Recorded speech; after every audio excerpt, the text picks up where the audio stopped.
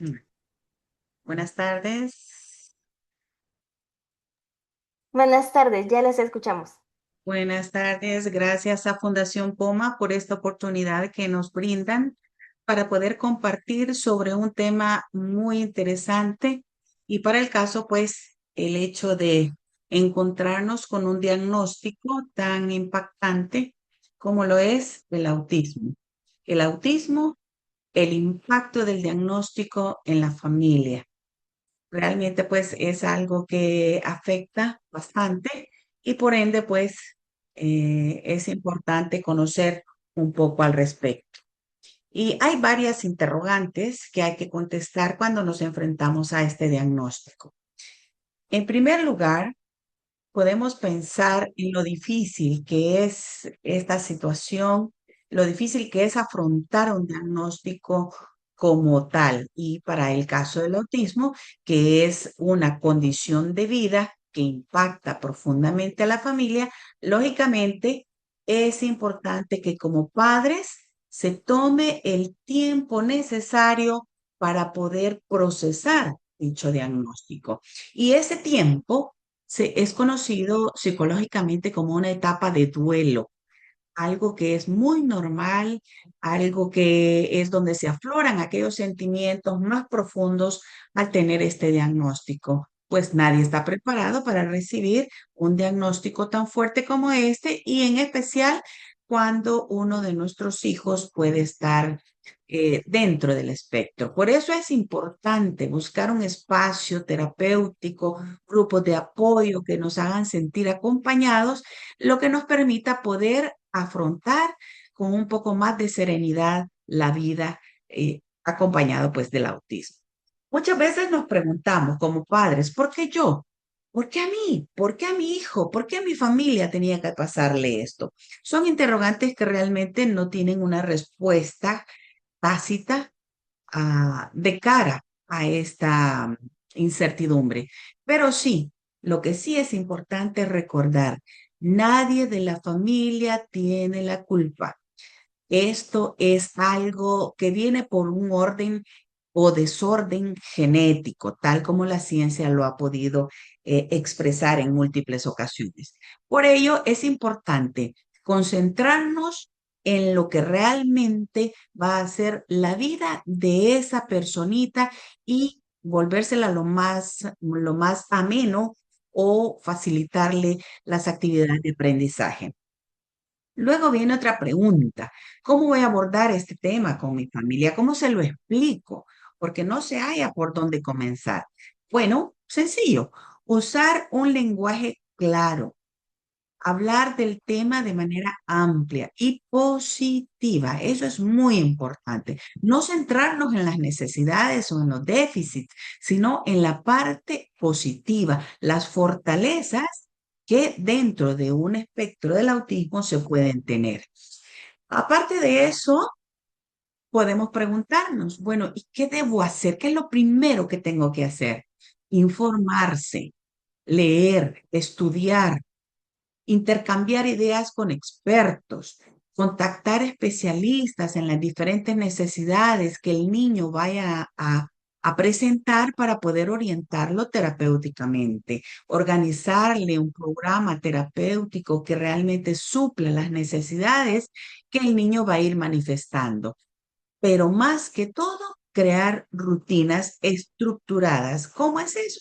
A través de agendas, a través de horarios, donde nosotros vayamos orientando a nuestros niñitos sobre las actividades a realizar, pero también es importante utilizar imágenes.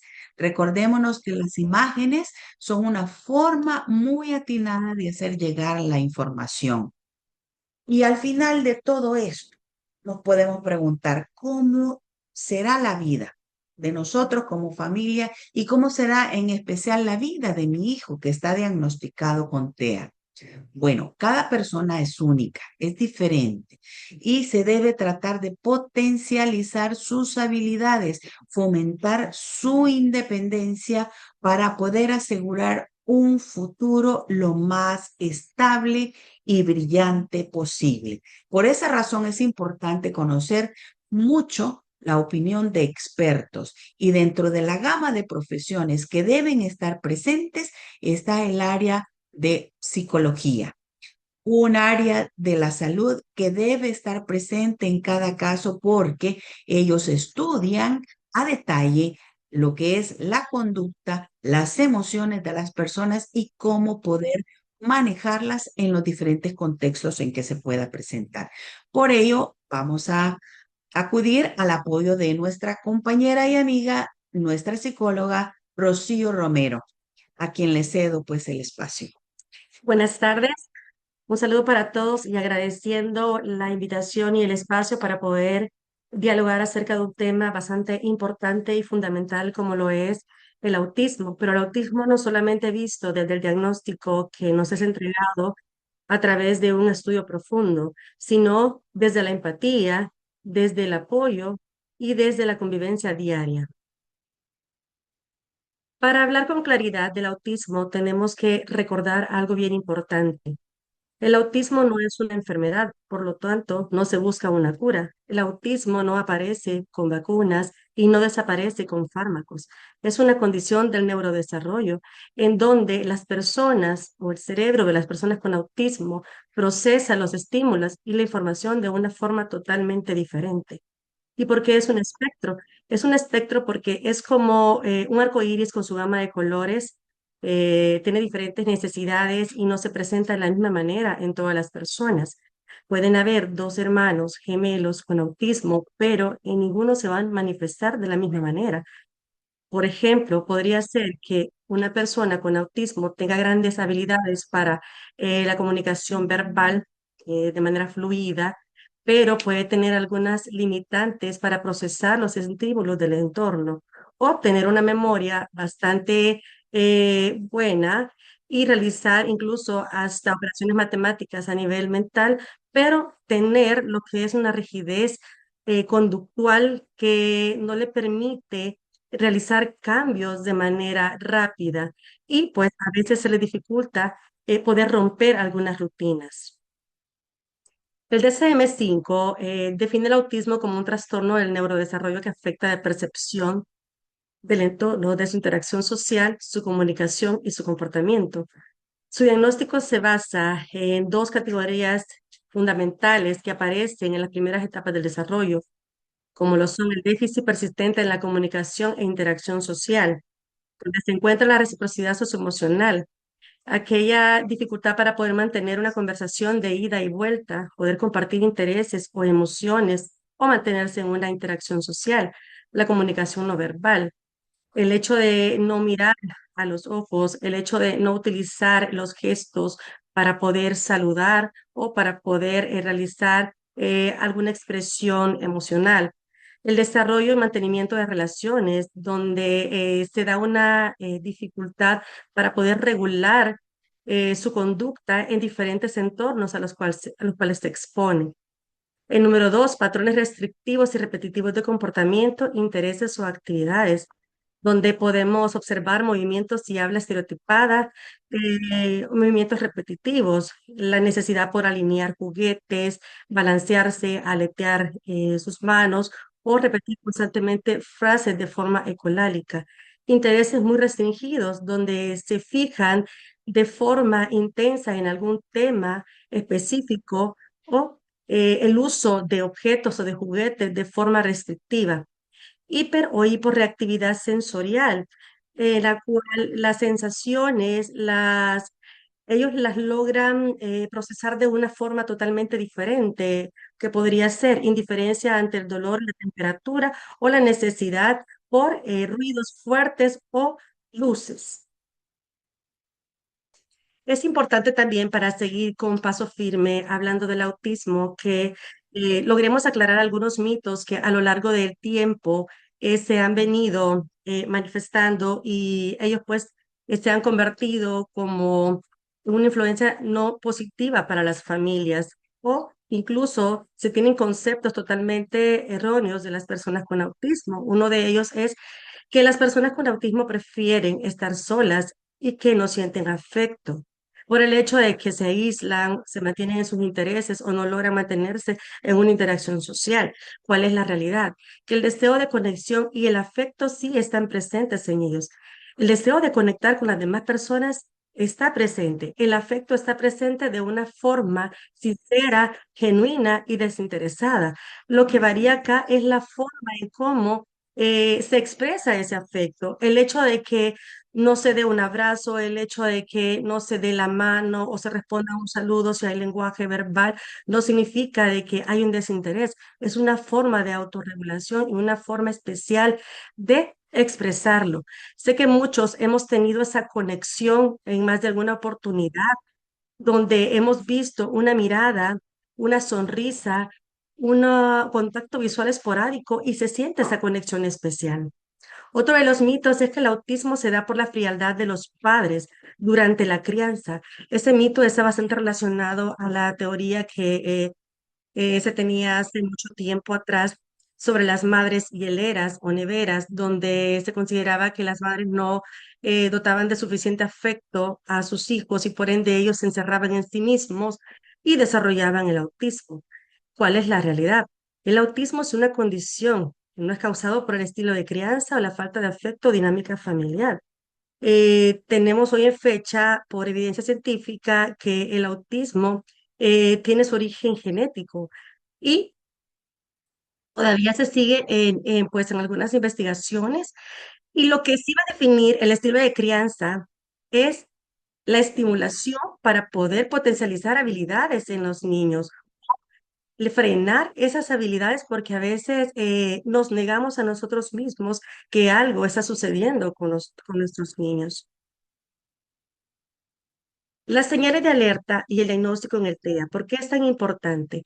El camino del autismo inicia con las sospechas de los padres en el diario vivir con cada uno de sus hijos, cuando se observan algunas conductas peculiares y si no se observan en casa, cuando ellos ingresan a la escuela, a veces son los maestros los que alertan para que puedan hacer las consultas necesarias con el área salud y poder tener unas respuestas y por ende iniciar un proceso de intervención que los niños puedan disfrutar para poder seguir potencializando sus habilidades. Pero, ¿qué indicadores son los que se deben observar y a los que cada uno de los padres tienen que estar alerta? Tenemos tres categorías, como lo es la comunicación social. Tenemos que observar si hay ausencia de lenguaje verbal, si hay un retraso en el lenguaje verbal o corporal, si se utiliza al adulto como un instrumento para obtener un fin. Por ejemplo, en lugar de señalar un juguete que ellos quieren, toman la mano de su mamá o de su papá para llevarlo al juguete y utilizar la misma mano de su mamá o papá para obtener el juguete, para que les sea entregado. Otro de los indicadores a observar es eh, la escucha selectiva, donde se le dan indicaciones o se le llama por su nombre y observamos que no atiende, pero si de repente escucha un sonido familiar de alguna canción infantil o un programa que le atraiga mucho la atención, puede salir incluso corriendo desde la habitación donde él se encuentre para poder llegar a ese estímulo. En cuanto a la interacción en el juego, sabemos que en el juego es una forma de aprendizaje más amable para los niños. En el caso de los niños neurotípicos, al obtener un juguete, generalmente lo observan, exploran y terminan haciendo una historia. En el caso de los niños con autismo, a lo mejor no vamos a observar que se realiza esa historia, vamos a observar que se detienen en detalles específicos como el color, como la forma del juguete que tiene o el movimiento como al darle un carrito de bomberos, en lugar de hacer el juego y la historia de apagar un incendio, puede ser que se mantenga enfocado solamente en girar sus rueditas. Otro de los indicadores que tenemos que observar en la interacción en el juego es la necesidad de alinear juguetes. Por ejemplo, los carritos, los animales y en ocasiones, si usted trata de moverle uno de esos juguetes, observa que se siente enojado o se estresa. ¿Por qué? Porque hay una rigidez en la estructura que él está manteniendo en ese momento en el juego. También tenemos otra de las categorías que es la flexibilidad conductual y la sensorialidad.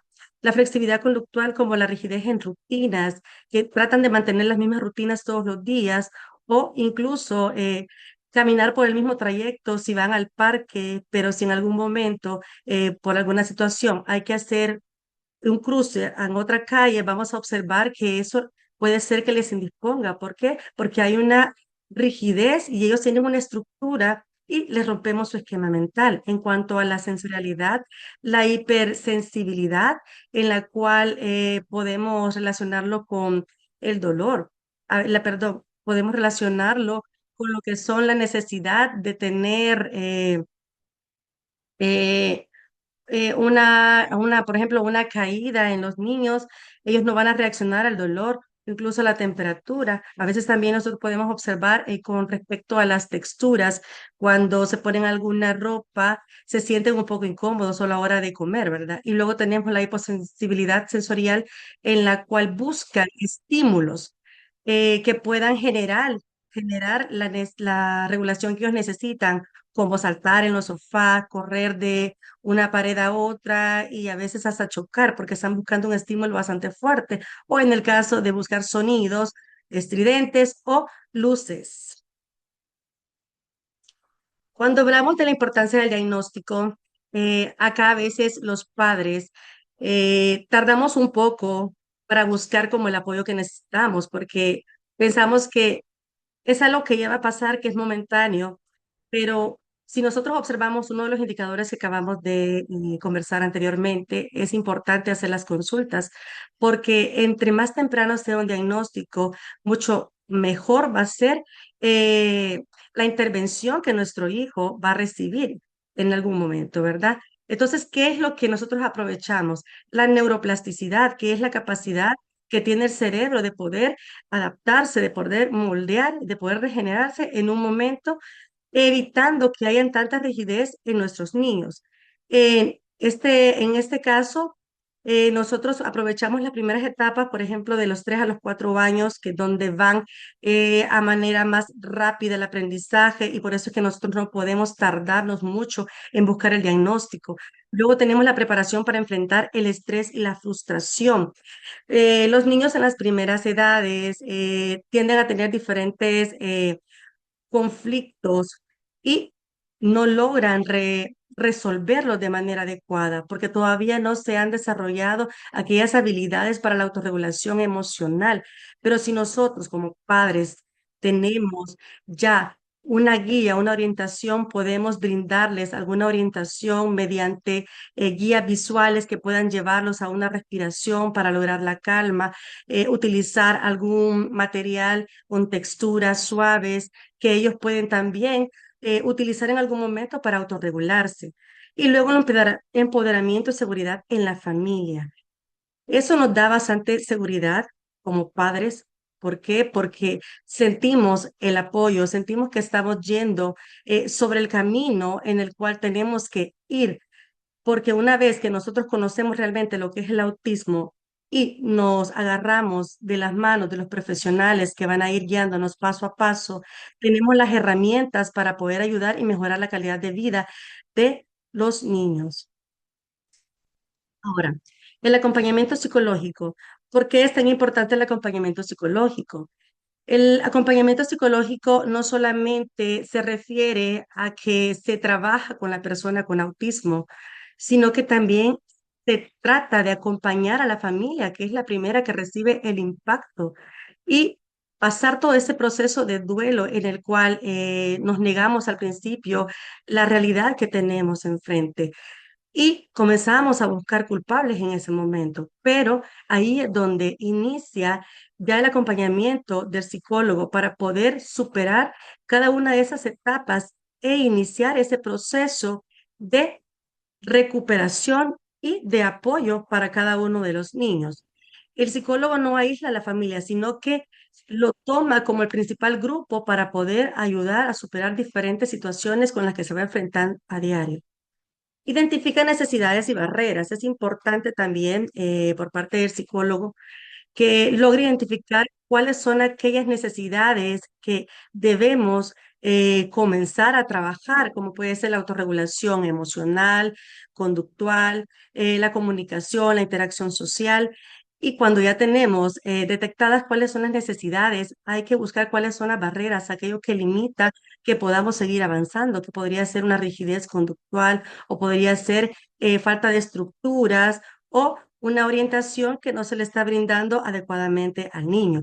Potenciar habilidades, no solamente enfocarnos en las necesidades del momento, sino que hay que observar cuáles son las habilidades con las que cuenta el niño para iniciar un proceso de aprendizaje.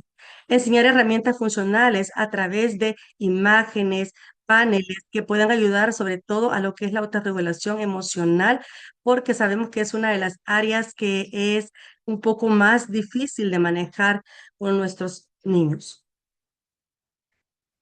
Las áreas de intervención psicológica se basan en diferentes. Ahora tenemos lo que es la regulación emocional. La regulación emocional, muchas veces las crisis que observamos en los niños a nivel conductual se deben a la dificultad para poder comunicar sus deseos, sus necesidades o lo que sienten en algún momento. Y a través de la conducta, ellos terminan manifestando su necesidad a través del llanto, del grito, podemos observar autoagresión o agresión, pero ellos necesitan que se les prepare diferentes herramientas que le ayuden a saber cómo voy a superar esta situación del momento. Pueden utilizarse termómetros emocionales, una guía de orientación, la respiración profunda, se pueden utilizar rincones de la calma dentro de casa donde se mantengan materiales de orden sensorial o darle un espacio para que pueda caminar y poder regular lo que es la conducta del momento y la emoción del momento.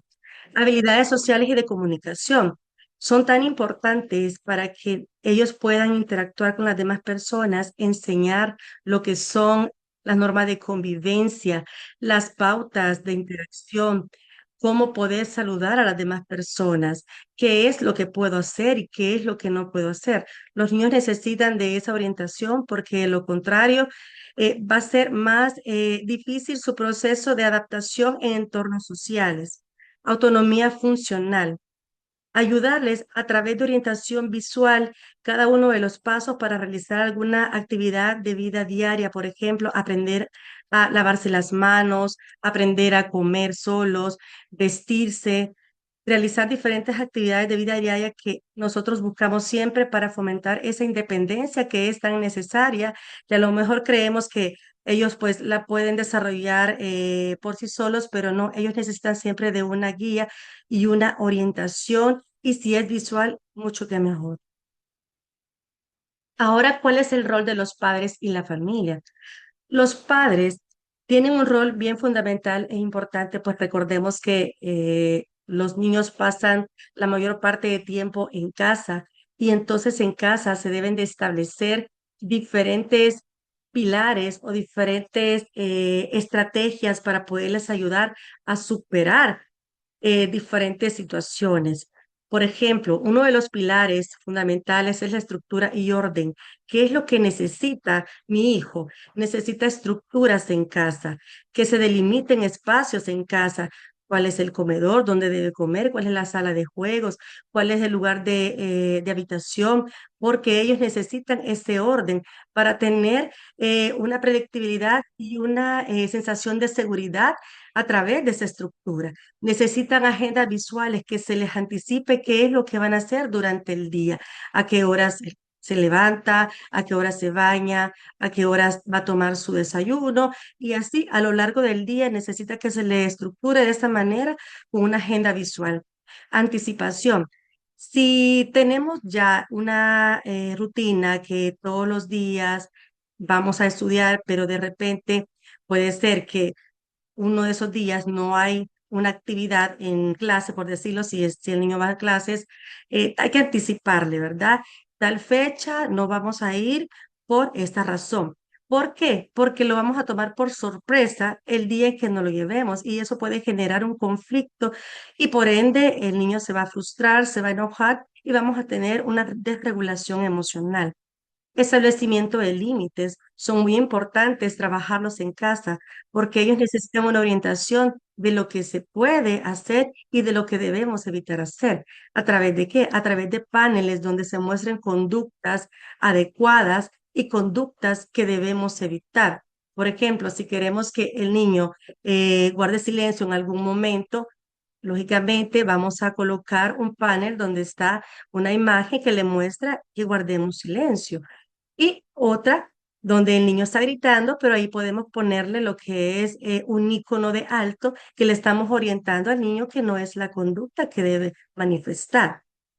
Regulación sensorial, tener en casa siempre espacios donde pueda regularse en momentos en que se sienta estresado, en que se siente enojado y darle su momento en ese lugar. No estresarlo con palabras, no querer que él haga a fuerza lo que nosotros estamos solicitando. Si se enoja, hay que llevarlo a ese espacio para que pueda regularse a través de texturas, a través de guías de orientación visual o a través incluso de una pintura o de un coloreo si es lo que le gusta al niño o la niña. Luego, en la comunicación funcional hay que utilizar lo que son sistemas aumentativos y alternativos, el intercambio de imágenes, donde a través de las imágenes es mucho más fácil solicitarle al niño que ejecute una acción. Por ejemplo, si usted quiere que se siente, usted le muestra una imagen de un niño que está sentado y le repite la acción. Siéntese. ¿Por qué? Porque es una forma más rápida de codificar lo que le estamos pidiendo y así con otras acciones que nosotros vamos a redirigir. El lenguaje claro y directo, no hay que utilizar muchas palabras porque las palabras les confunden. Necesitamos ser precisos y debemos ser específicos en lo que le estamos pidiendo. Si queremos que coma, vamos a comer. Si queremos que se bañe, vamos a bañarnos. Y si vamos acompañándolos con imágenes, mucho que mejor, pero no demos tanta información.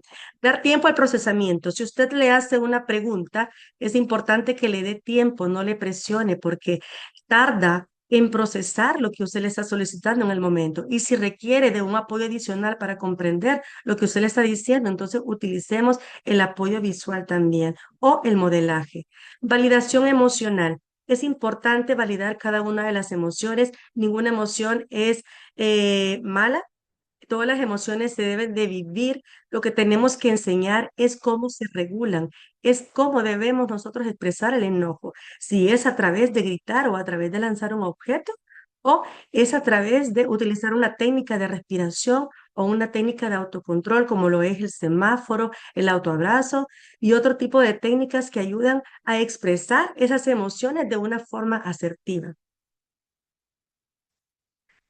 Si es posible la escolarización, es importante también que nosotros estemos de la mano con los maestros. ¿Para qué? Para que pueda tener como esa adaptación o pueda tener esa tranquilidad y seguridad que necesita dentro de un salón de clases, como las adaptaciones curriculares, donde hay que adaptar cada una de las clases para que ellos puedan comprenderlas de mejor manera a través de imágenes, a través de sistemas que pueden ser incluso con aparatos tecnológicos donde ellos pues puedan comprender mucho mejor lo que está explicando el maestro o observar si en el entorno hay ruidos que le generan distracción frecuentemente o algún ruido que detona a nivel sensorial, ¿verdad?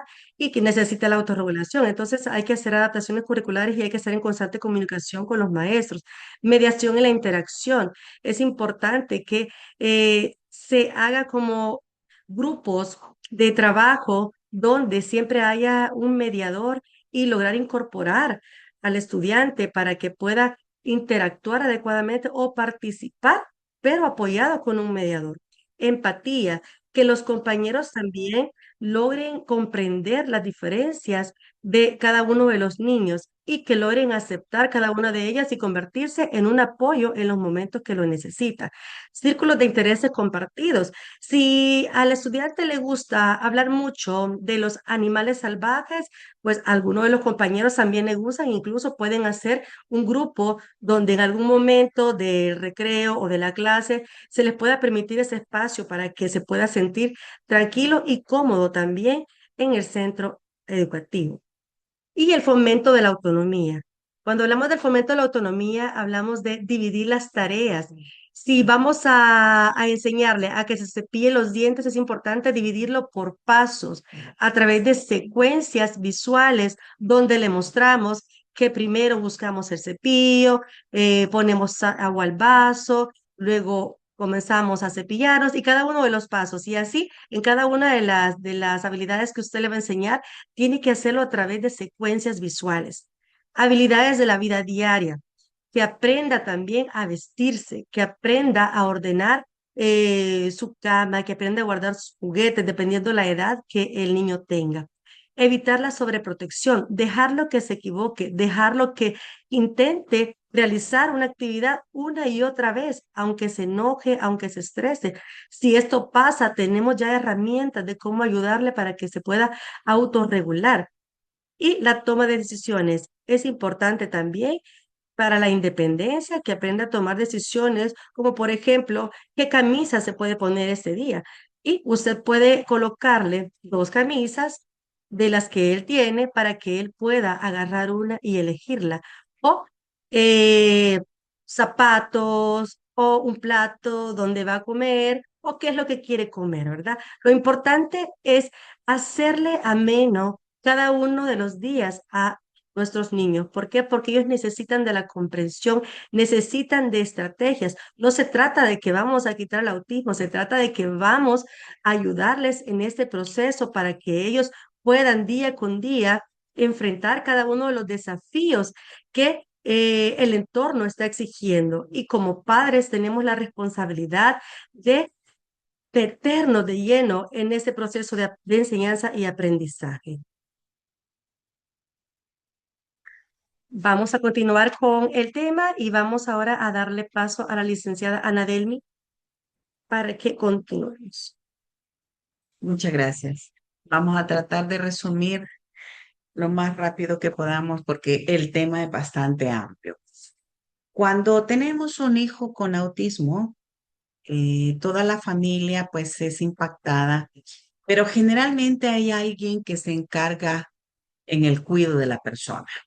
Generalmente es o la madre, en algunos casos el padre, a veces los abuelos. Ahora, es importante analizar el autocuido del cuidador, porque generalmente es el que está más directo con el niño. Y es importante reflexionar cuánto tiempo dedicamos a las necesidades de nuestros hijos o de nuestros chicos con autismo y cuánto tiempo dedicamos para poder regenerar nuestras fuerzas. ¿Cuánto tiempo dedicamos para poder dedicarlo a nuestras emociones también? Es importante que como cuidadores estemos en buen estado emocional, para que esa misma estabilidad pueda ser trasladada a nuestros chicos, a nuestros hijos con autismo. Sea niño o sea niña, va a tener sus propias necesidades. También es importante preguntarnos si la lista de actividades es tan interminable que el tiempo no nos alcanza para pensar en nosotros mismos. Muchas veces nos descuidamos de nuestra salud, de nuestra presentación y a veces de cosas más importantes que en donde prevalece pues la necesidad de los niños con autismo, pero que al final nos pasan la factura. Por eso es importante analizarlo. ¿Nos sentimos agotados? Sí, nos sentimos agotados. Manejamos un estrés bastante elevado y la sobrecarga emocional es bastante fuerte. Por esa razón es importante que nos autoevaluemos y veamos cuál es la necesidad que tenemos como madres, como personas cuidadoras y buscar el apoyo que necesitamos. Por ello, hay aquí algunos consejos. Iniciemos cuanto antes el proceso terapéutico. Organicemos el tiempo y el proceso de las terapias de nuestros hijos de manera ordenada y sincronizada con los especialistas. Pero al mismo tiempo, démosle seguimiento en casa. Los profesionales hacen su parte, pero la mayor parte del tiempo pasan con nosotros en el hogar. Entonces hay que darle seguimiento y promover la estimulación de los aprendizajes también. Como cuidadores, busquemos ayuda. No nos resistamos a eso. Rodeémonos de personas empáticas y positivas para poder sobrellevar el diagnóstico del autismo en nuestra vida y poder disfrutarla, porque de eso se trata, disfrutar la vida y ser felices, compartir con otros padres nuestras experiencias. Eso va a ser muy enriquecedor. ¿Por qué? Porque fortalecemos nuestros conocimientos y aprendemos a manejar nuestras propias emociones. Tenemos espacio y tenemos el derecho a quebrarnos, pero también tenemos derecho a saber disfrutar un momento, un café, pues salir con amigos, con amigas, porque necesitamos respirar para autorregenerar nuestras fuerzas. Es importante también rodearnos de información clara, precisa y exacta, de ser posible que sea confiable por evaluación científica, por estudios comprobados. Es lo mejor, es lo más confiable que nos puede ayudar. Y un punto que también es bien importante es planificar el futuro y hacerlo con anticipación. Es cierto, en la niñez y en la primera etapa del diagnóstico nos enfocamos en los niños, pero los niños no se quedan chiquitos, no se quedan niños, ellos van a crecer y entonces hay que ver qué va a ser del futuro de estas personas. Lo primero que se acerca después de un diagnóstico es la necesidad de la escolarización, pero también aquí hay que ser muy claros y muy cautos. ¿Cuáles son mis expectativas como padre? Pero ¿cuáles son las posibilidades y las destrezas realizadas por mi hijo para estar en un grupo de niños en proceso de aprendizaje académico? La niñez es clave para que al comenzar la parte terapéutica se pueda llevar una secuencia de aprendizajes de manera integral.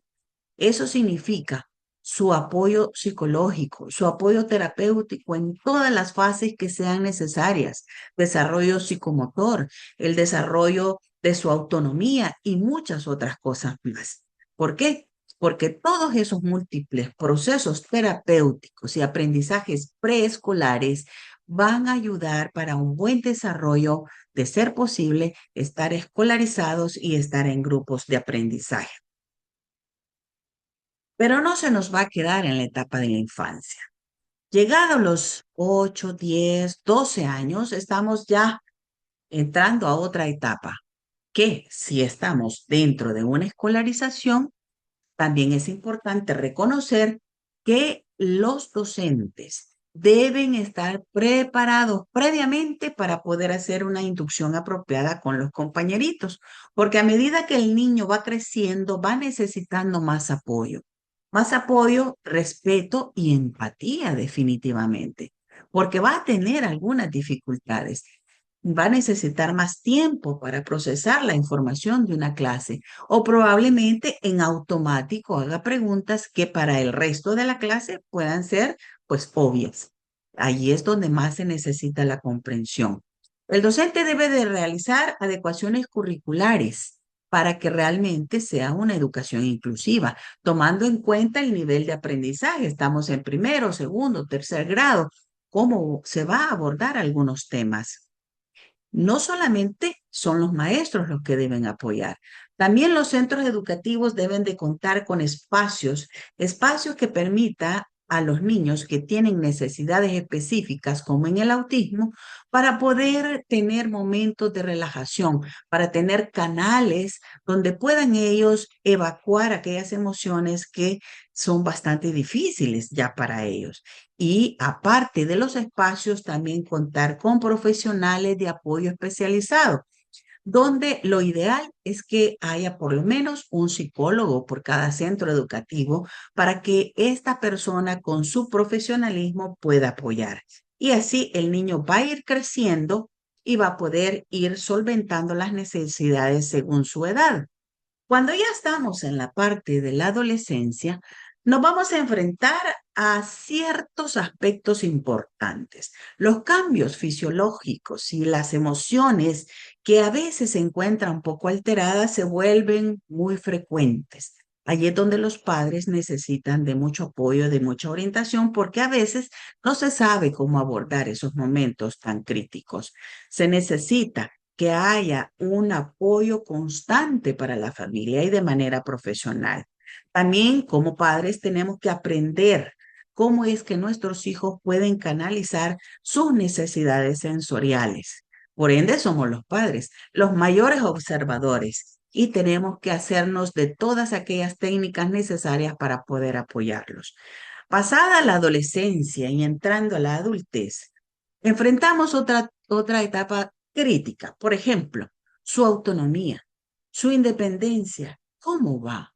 ¿Siempre va a depender o va a lograr trabajar o desarrollar alguna actividad que le pueda permitir ser independiente? En algunos casos pensamos también en la inserción laboral, pero no solamente ese es el aspecto, sino también tenemos lo que es la parte de la transición de servicios de la salud, que cuando deja la adolescencia y se vuelve un adulto, pues la situación va cambiando, ¿verdad? El sistema de salud, el sistema educativo y otros aspectos más. También es importante que haya un desarrollo de habilidades sociales. En algunos casos se tiene una sobreestimulación en ese aspecto y no se puede, no logran ellos reconocer las emociones de las otras personas. Son tan transparentes y tan sin filtro que a veces pues se pueden meter en situaciones difíciles. Por esa razón es importante ayudarles a un buen desarrollo en ese sentido. Se necesita también oportunidades de apoyo en todos los sentidos, pero también estas necesidades o estas oportunidades de apoyo se vuelven un poco limitadas. No solamente en nuestro país, esto es a nivel internacional.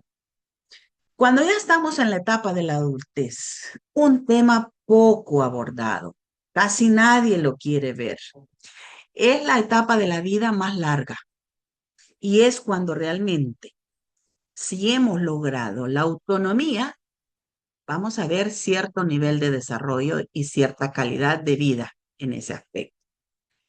Podemos observar si logramos que haya una participación social más efectiva, pero para lograr eso necesitamos apoyos que incluyan el acompañamiento psicológico para el manejo de la ansiedad, porque eso siempre va a estar presente. Aún a todas las personas neurotípicas, pues en algún momento necesitamos ayuda. Se necesitan programas de capacitación e inserción laboral, donde haya una toma de conciencia de la necesidad de estas personas y que realmente como cualquier otra persona necesita una forma de independencia y sentirse parte de una sociedad. Las estrategias para la organización y la estructuración de la vida diaria de la persona con autismo cobra mucha más importancia, porque aquí es cuando se puede ver realmente los déficits o las necesidades que estas personas están manifestando a lo largo de su vida. Si logramos haber hecho un buen proceso terapéutico desde la temprana edad, ya en la adultez vamos a cosechar esos resultados. La adultez, como ya lo mencionamos, tiene que ser una vida autosuficiente, independiente y con autonomía. Pero aún en la adultez se van a necesitar ciertos procesos terapéuticos, como terapias ocupacionales para mantenerse ocupados en aprendiendo cosas de la vida que sean saludables. También es importante ayudarles a que ellos sepan autorregularse y para ello es necesario que siempre haya una anticipación de las actividades. Es importante la salud mental y el bienestar en este tipo de personas. Todos lo necesitamos, pero una persona con autismo mucho más. ¿Por qué? Porque siempre va a tener necesidad de una orientación ante las diferentes situaciones que puede enfrentar. Por eso, los grupos de apoyo entre pares se vuelven importantísimos. Y si ya hablamos de empleo e inclusión laboral, ahí pues ya estamos entrando a las ligas mayores, digamos, ¿verdad? La capacidad que se va a tener para poder estar empleado o si realmente va a ser posible y los ajustes razonables al tener un empleo. No es fácil. Y para los padres que nos están escuchando y que están en esta etapa, me lo pueden reconfirmar. No es nada sencillo, pero para llegar a estos niveles es necesario, es indispensable que como padres nos informemos, pero nos informemos de manera certera, que dejemos a un lado la parte del romanticismo cuando hablamos del autismo y veamos una realidad que va a ser para toda la vida, una realidad que nos va a limitar en algunos aspectos, pero que también nos va a poder o a permitir aprender a ser mejores personas, mejores padres, mejores hijos. Y allí es donde realmente la vida se vuelve más plena y más satisfactoria. Vamos a hacer una pequeña reflexión. Y aquí le voy a pedir a Rocío que también me acompañe en esta reflexión. Cuando hablamos de autismo, hablamos de una condición de vida. No estamos hablando de una enfermedad. Estamos hablando de un síndrome que va a estar presente a lo largo de la vida de la persona. Por eso es importante poder comprenderlos y ver desde un enfoque más empático cómo es que ellos pueden experimentar la vida, cómo pueden ellos percibir el mundo. El autismo no es una incapacidad de vivir y disfrutar. El autismo es una forma diferente de percibir el entorno. Y como es una condición y no es una enfermedad, esto va a estar presente a lo largo de la vida. El acompañamiento psicológico no busca cambiar a la persona con autismo, busca derribar barreras que le impide aprender, busca observar al niño, observar su conducta y poder tener como aquellas herramientas que le den oportunidades para poder avanzar cada día de acuerdo a cada limitante con la que se enfrente. No se trata de cambiarlo, ni tampoco de curar, porque sabemos que el autismo no es una enfermedad. Y la inclusión empieza desde el momento en que se comprende. Cuando la sociedad empatiza y ofrece oportunidades y derriba barreras, en ese momento ha comenzado una verdadera inclusión. Y esto es una inclusión en todos los niveles. Hablamos de educación, hablamos de la sociedad, la participación social, hablamos de que estas personas son personas y son individuos con todos los derechos que les constituye nuestra constitución, ¿verdad? Como país. Son personas que tienen derecho a poder vivir una vida plena y feliz, con todo lo necesario para su desarrollo, tomando en cuenta sus necesidades. Y pues hemos tratado de resumir brevemente muchísimos de los aspectos importantes, pero un mensaje que sí deseamos hacer llegar a la población como asociación. Uno, en el momento en que usted vea algo diferente en su hijo, consulte. Si hay una condición implícita, si estamos hablando de un diagnóstico, un síndrome como el autismo, apóyese en profesionales, en personas que están con la experticia en el tema. No se deje engañar por lo que usted apenas ha leído en internet. Investigue a profundidad. Busque el apoyo de personas que han estudiado el autismo por muchos años y déjese orientar, déjese ayudar. Es la única manera de poder sobrellevar el autismo en nuestras familias y poder alcanzar una vida tranquila y plena. Recuerde que el futuro, por el momento, cuando están pequeños, está en nuestras manos. Pero los padres tenemos fecha de caducidad y nos vamos a retirar en algún momento.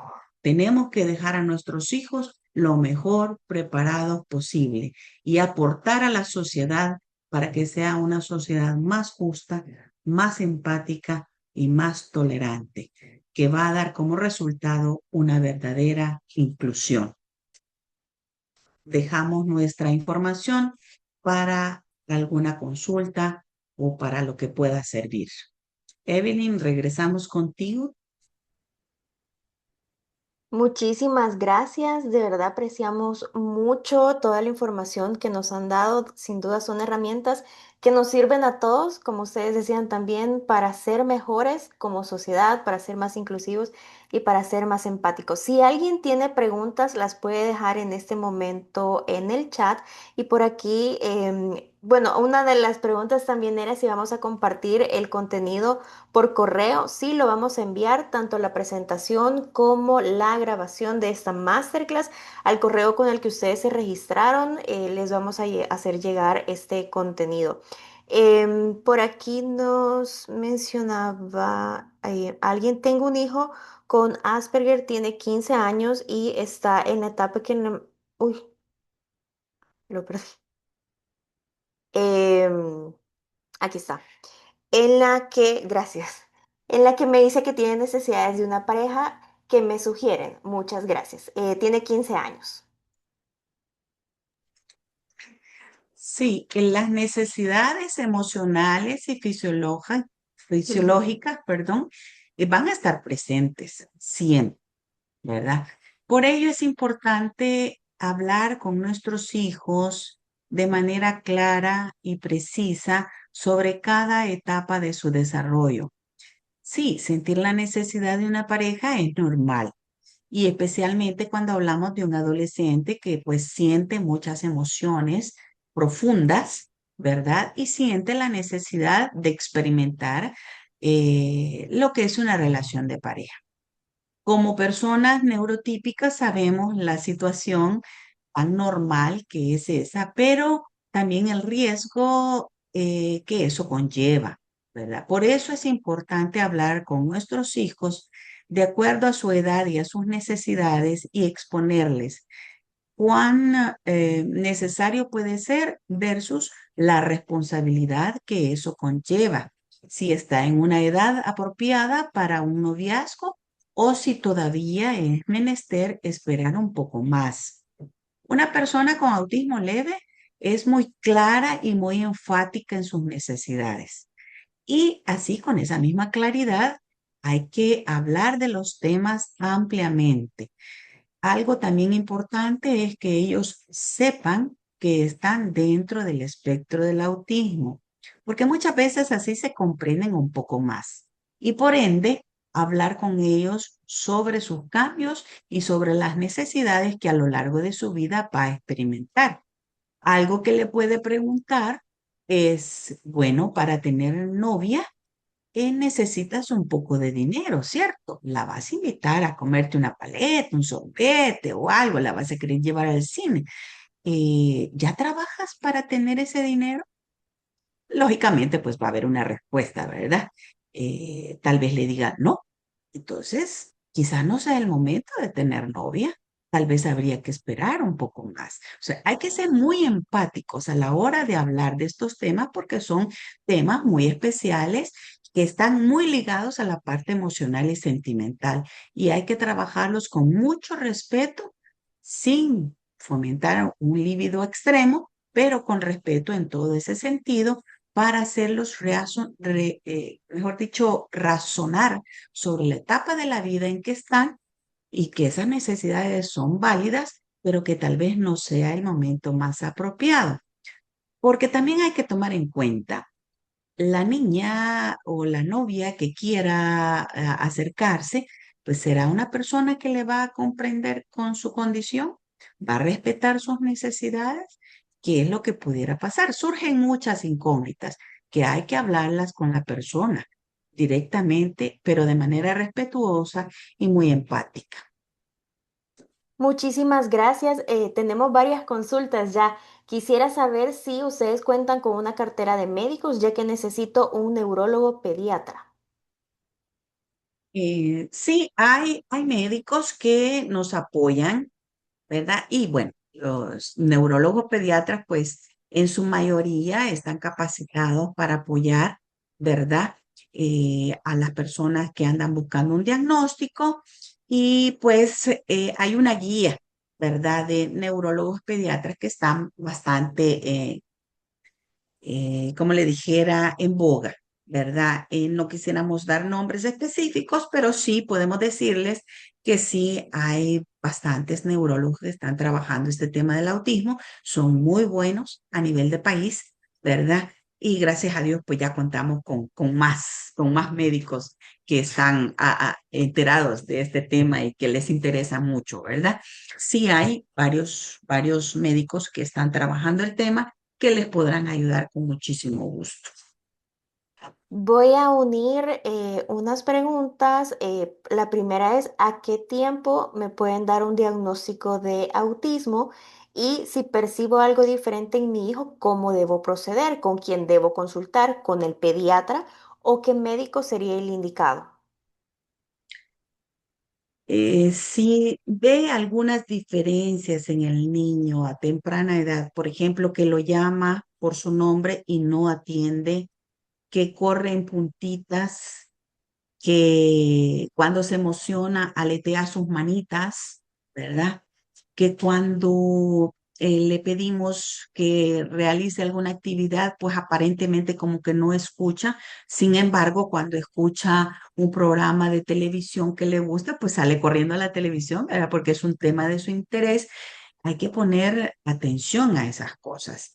Probablemente los abrazamos y aparentemente nos rechazan, ¿verdad? Con sus manitas. No es que no quieran un abrazo o un beso, sino que están alterados sensorialmente que evitan el contacto de piel a piel, ¿verdad? O algunas otras reacciones. Hay que consultar a un neurólogo pediatra. Puede ser un neurólogo pediatra, puede ser un psiquiatra infantil o, en todo caso, un psicólogo clínico, que son las tres personas o las tres profesiones más indicadas para dar un diagnóstico especializado como el autismo o déficit atencional, entre otras necesidades. Gracias, Ana Delmi. También aquí tenemos otra que dice, ¿cómo puedo distinguir si un niño es tímido o tiene algún nivel de autismo, ya que no interactúa con niños de su clase porque tiene pena, pero sí juega con sus primos sin problemas? Y también sobre la hiperactividad e hiporreactividad. ¿Se puede ver en niños neurotípicos? Consultan, ¿o es solo una descripción para personas autistas? Vea, sí, puede ser que sea una persona tímida. Si el niño es hijo único, podría darse un poco esa situación de tener un poquito de pena de interactuar con algunos otros chicos de su misma edad. Ojo, es importante reconocer las características y para poder orientarnos a lo que pudiera ser un autismo o simplemente alguna reacción de timidez o el hecho de no tener mucho contacto con otros niños, lo que hace que algún niñito se vuelva un poco tímido o se separe del grupo. Pero recordemos que los criterios diagnósticos más explícitos para poder detectar que hay una alteración muy notoria y relacionada con el autismo es que en algunos casos no hay una comunicación verbal franca y abierta, no hay una interacción con otros niños de su misma edad. Para el caso, si son primos y con ellos sí interactúa, pues como que el criterio se desvanece en esa situación, ¿verdad? Y tal vez estamos hablando de un caso solamente de timidez, pero recordemos que hay tres áreas básicas y elementales en el autismo. Una, la comunicación verbal y no verbal que están afectadas. Dos, que tiene mucha dificultad de interactuar con otras personas, ya sean adultos o de su misma edad. Y tres, va acompañado de unas conductas y de intereses muy limitados. El hecho del uso atípico de los juguetes, el hecho de alteración de sueño, el hecho de alteración gustativa y otros aspectos más que indican que hay una situación más profunda que tiene que ser analizada por un especialista. Muchísimas gracias. Voy a aprovechar también para unir estas otras dos. Una pregunta. Mi hijo tiene 15 años de edad. A veces se porta agresivo y a veces anda cariñoso y tranquilo. Y también alguien más nos dice, mi sobrino tiene 6 años, tiene espectro autista y retraso del habla. ¿Cómo podemos saber cuál es la mejor forma o método para autorregularse? Tanto para el niño de 6 años y también para el adolescente de 15 que a veces se comporta de manera agresiva. Estamos hablando de dos personas en diferentes etapas del desarrollo. Si hablamos de la persona de 15 años, estamos hablando de un adolescente, lógicamente, y me dice que en algún momento puede ser agresivo y en otro momento puede ser tranquilo. Es importante consultar con un especialista, ¿verdad? Porque si no está dentro del espectro y no cumple con los criterios diagnósticos, pudiéramos estar hablando de otras necesidades a nivel emocional o a nivel sensorial. El que una persona sea agresiva de repente y de repente tranquila podría estar orientada a otra necesidad que no sea propiamente el autismo. Y cuando hablamos de un niño de 6 años que tiene retroceso del habla, y estamos hablando también de su parte conductual, es importante tomar en cuenta que cuando no hay una comunicación verbal franca y abierta, el niño se siente frustrado y se siente muy estresado al no poder expresar sus necesidades o sus emociones. Entonces, al no tener la facilidad de poder expresarlo, lo va a poder transmitir a través de la conducta. Allí es donde realmente se necesita también un poco de apoyo, no solamente médico, sino que también terapéutico, que es aprender a manejar las emociones y la autorregulación a nivel conductual. Porque si eso no se hace a temprana edad, en la etapa de la preadolescencia y adolescencia, el tema de la conducta se vuelve una situación más complicada. Por esa razón es de capital importancia que haya un médico de cabecera y un equipo de profesionales en el área terapéutica que le ayuden tanto a la familia como al niño a saber canalizar sus emociones. Muchísimas gracias. Y ahora sí vamos con las últimas dos preguntas en honor al tiempo, pero también nos parecen muy importantes porque aquí tenemos una maestra de estimulación temprana. A veces me llegan niños de los cuales sospecho que tengan indicadores de autismo, pero no sé cómo abordarlo con los padres cuando ellos desconocen de estos indicadores y lo ven como un niño más inquieto y no como una sospecha. Entonces es muy importante también que los docentes tengan herramientas para saber cómo abordarlo con los padres. Sí, es importante tener herramientas para poder analizar la parte conductual del niño dentro del salón de clases, lógicamente.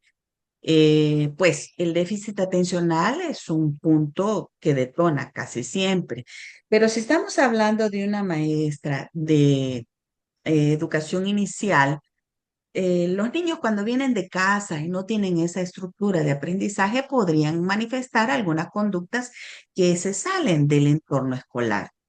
La maestra, si observa muchos aspectos que están fuera del desarrollo cronológico regular, con mucho tacto, deberá informarle a los padres que es importante que a su hijo o a su hija le puedan realizar estudios para saber si el niño tiene alguna necesidad en específico.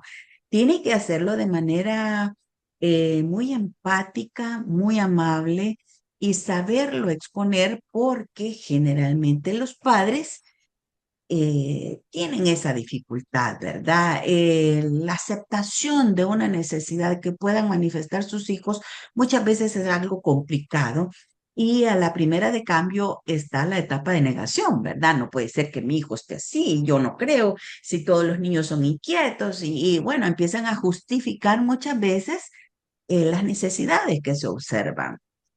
Hay que ser muy empáticos y saberlos abordar.